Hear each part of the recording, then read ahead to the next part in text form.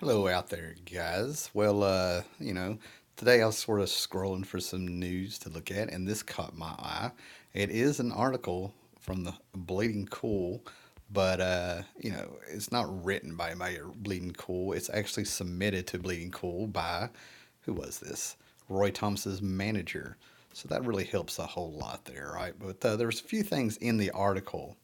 So apparently, this is all about Roy Thomas on the creation of What If at Marvel Comics, trying to reminisce because apparently at San Diego Comic Con, I guess we're getting an animated series of What If from Marvel. Yeah, big news. Okay, whatever. Um, but we come down here, and the article is apparently written by Pete Sanderson. And Pete Sanderson is a huge guy. He was, to me, a huge guy growing up in comics because I saw his name.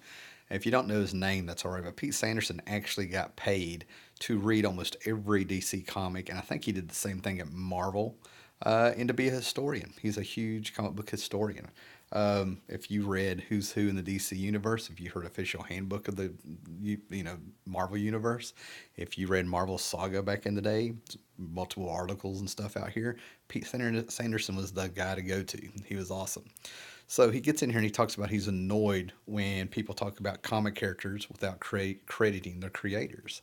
Years ago, he was working on a book about Marvel and was told by the editor to stop mentioning the names of the characters' creators in an article, in a book he's writing about these characters and stuff, right?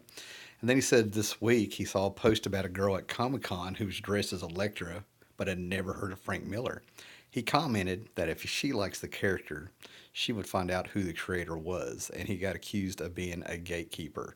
And right there, that ran all over me because when I hear terms like problematic and gatekeeper, we're in the year 2019. And when I hear certain words now that are already dated before we're even out of this decade, I hear a word like gatekeeper, which has been thrown at me before years ago. But when I hear that, I feel like it's like I'm 19. It's 19. It's 1987 again, and I'm hearing somebody say the word groovy, like they're back in the, Brady Bunch world or something, right? Like late 60s, early 70s and stuff, right? Just it's so dated. I can't believe people still throw that out.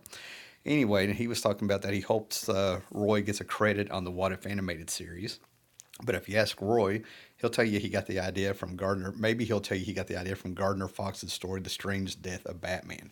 Now, here we're getting into big comic book talk and references and stuff like that.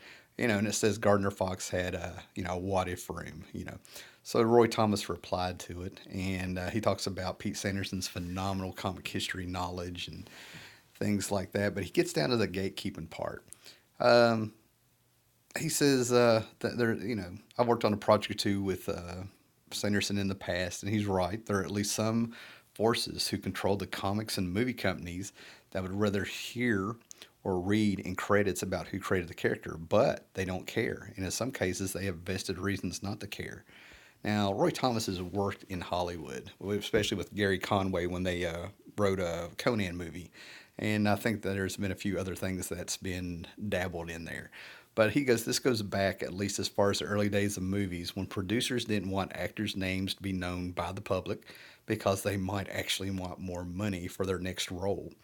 They tried to hide behind phrases like the biograph girl, etc., as long as they could for selfish reasons. They hid behind titles and labels, is what they're saying. So people wouldn't, become, they started getting rich and had a little bit of power and got paid for what they were doing. You lose control of them.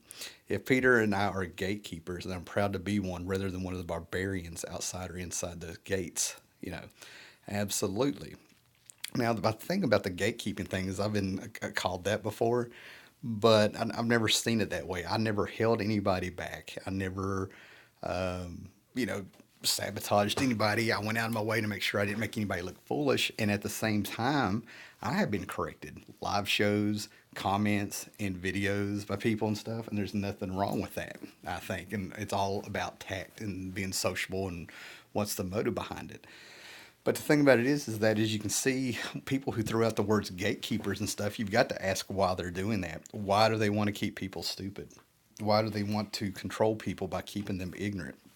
Why do they want to take down people that they view Is it so they can have social status? Is it so they can sabotage things? Um, oh, what's going on here?